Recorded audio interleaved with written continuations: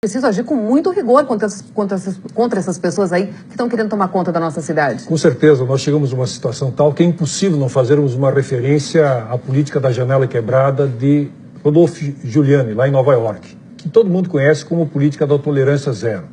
O que a política diz? Para chegarmos exatamente a uma sociedade da paz, uma sociedade onde o Estado Democrático de Direito realmente exista, nós temos que combater o pequeno delito, o menor delito possível, até o maior. Por isso, quando me referi no caso do Uber, que vale agora para os narcotraficantes, nós estamos num Estado Democrático de Direito. Então nós não podemos simplesmente estabelecer normas à margem do que a lei coloca.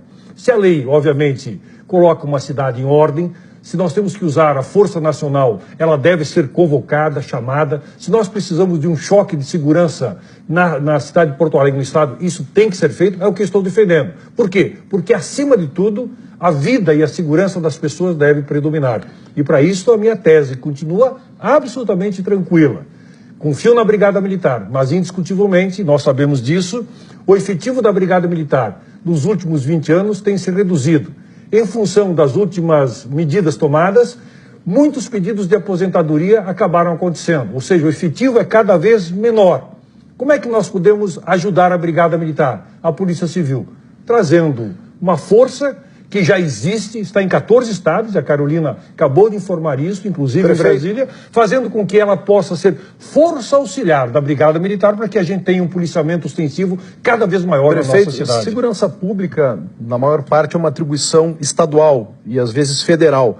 O que a prefeitura pode fazer de concreto para ajudar nessa situação? Olha, nós estamos fazendo, iluminando praças, parques, aumentando o número de câmeras. Para ter uma ideia, o nosso SEIC, o Centro Integrado de Comando, tem 1.090 câmeras. O SEIC do Rio de Janeiro, que nós copiamos, tem 650 câmeras. Nós somos uma cidade 5 vezes menor que o Rio e temos o dobro, mais do que o dobro das câmeras. Então nós estamos procurando auxiliar. Agora tem que ficar claro o seguinte, Túlio. Ninguém substitui o policiamento ostensivo e preventivo, ou seja, a presença fardada do policial militar na rua, dando proteção ao cidadão, isso é insubstituível. Por mais ações que nós possamos fazer com a Guarda Municipal nos prédios municipais, nas nossas praças, o policiamento ostensivo é ele que dá ao cidadão, dá a ti, a tua família, dá a tua empregada, dá a todo mundo a segurança que nós precisamos. Tem uma constatação muito clara, é impossível que o governador chame no curto prazo, pela situação financeira do Estado, mais brigadianos. Eu concordo porque conheço a situação do Estado. Então vamos buscar, no momento, por alguns meses pelo menos, para darmos um choque de segurança pública à Força Nacional. Prefeito. Força e Segurança Nacional. Estamos de volta para discutir com o prefeito de Porto Alegre, José Fortunati, essa onda de ataques a lotações aqui na cidade. Tem muita gente preocupada porque esses ataques foram os piores, mas não foram os únicos.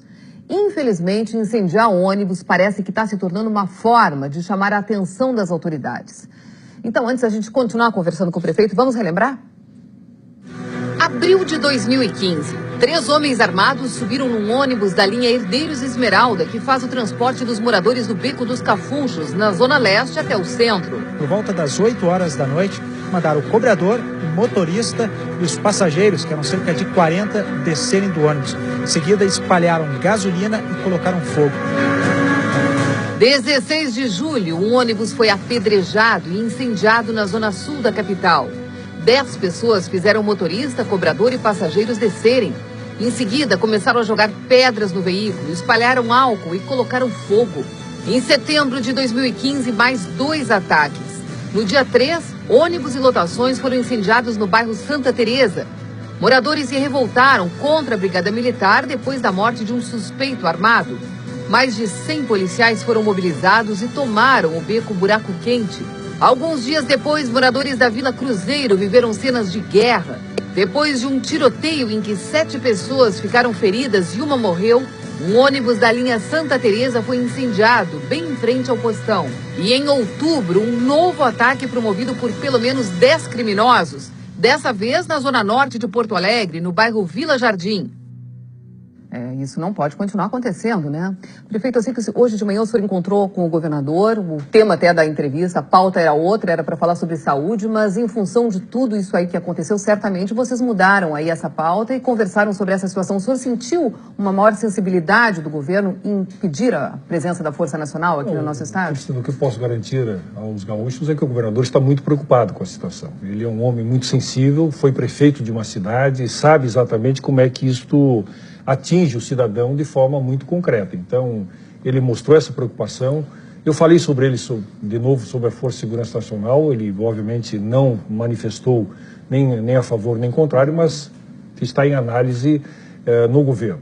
O que é importante relembrar, já que vários casos foram relembrados, e isso, infelizmente, vem num crescendo, eu quero lembrar que em 2012 e 2013 nós tivemos isso em Santa Catarina. Mas, prefeito, desculpe, só pegando essa brecha. Lá em Santa Catarina, a gente tinha informação precisa de que as ordens, o comando estava dentro dos presídios.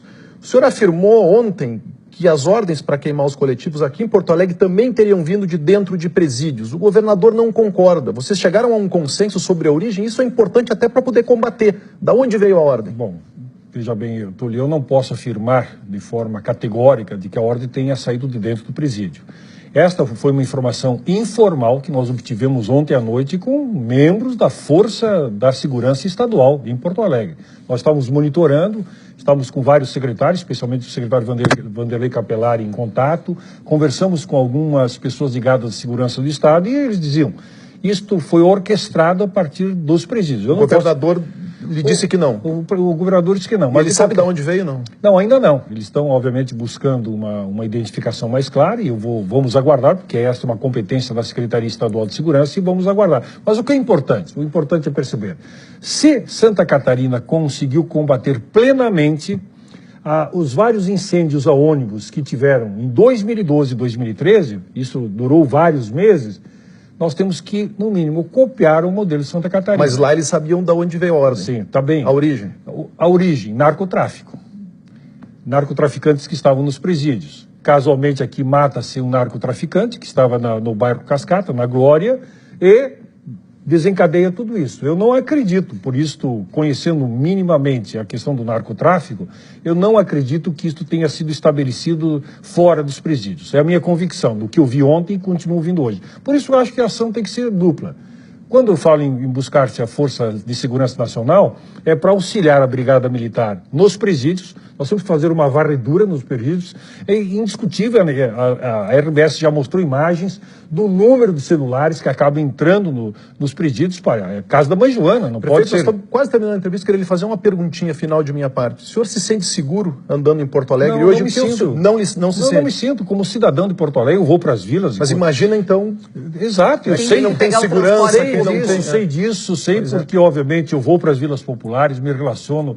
E o senhor tem uma estrutura do cargo a seu dispor de segurança, de acompanhamento. Mas eu vou e converso com as pessoas, eu estou junto com as pessoas, então eu sei o que as pessoas estão sentindo. Há realmente um temor muito grande. Por isso o meu apelo, para que a gente tenha um choque de segurança. Porque eu não quero que o prefeito se sinta seguro. Prefeito, eu quero que o cidadão... Vai ser possível garantir transporte público para a população agora? Não, nós estamos dialogando com a Brigada Militar, tanto a IPTC quanto os empresários, os rodoviários estão dialogando. Por quê? Porque nós queremos dar à população não somente a sensação de segurança, mas a certeza de que eles poderão se deslocar pela cidade. Prefeito, muito obrigada por ter vindo ao nosso estúdio.